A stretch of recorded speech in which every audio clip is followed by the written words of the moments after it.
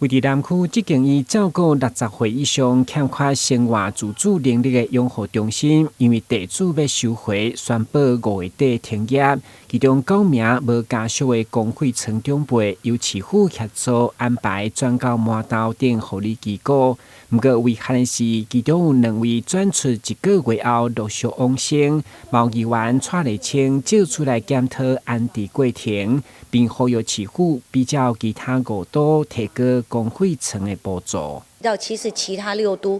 来讲，很多其他像高雄、桃园、台北，他们在2025年1月份开始，这个补助又多了2000元，就他们的补助来到24000，结果6都里面台南变成补助最低的只有22000元，所以变成机构养护机构他不愿意来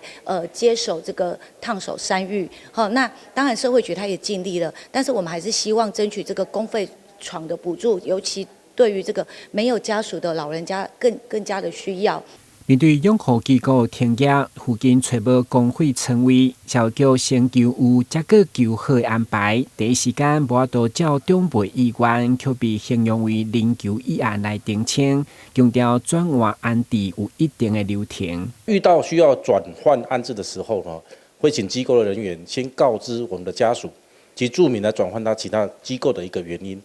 也尊重我们的长辈的意愿和自主性同时也评估个案的一个申请状况，协助安排适当的一个照护的机构。同时在转换的时候，也提醒机构的对于针对我们长辈的一个身心的照顾、用药的情形，以及亲属或友人的资料，一并会转入移交到新的机构，来针对所有公费安置的长辈能够得到最好的一个照顾。针对养护安置补助，社会局进一步说明，甲长期照顾服务无同。现况针对中低收入、重度失能的长辈，养护机构有22000块的补助，强调无家属的公费床，因照顾的品质绝对无差别待遇。台南新闻阮子采访报道。